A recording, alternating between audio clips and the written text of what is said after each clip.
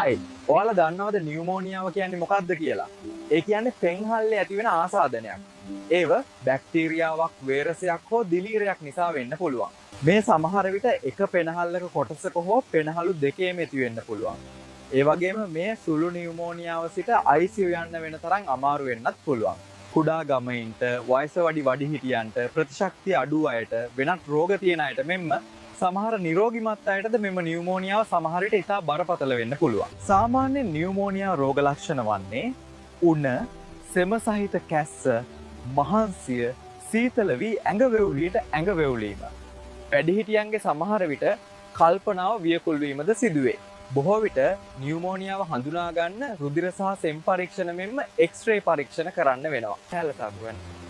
නිසියාකාර විවේකය, නිසියාකාර දියර වර්ග පානය, ඇන්ටිබයොටික්ස්, ඒ කියන්නේ ප්‍රතිජීවක ඖෂධය නියුමෝනියාවට ප්‍රතිකාරයි. වගකියොත්තන් විදියට දැනුවත් වෙන්න, සෞඛ්‍ය සම්පන්න වන්න. පෙනහළු සහ සෙම්මාශ්‍රිත රෝග ගැන දැනගන්න අපේ ලං ඩොක්ටර් පිටුව ෆොලෝ කරන්න.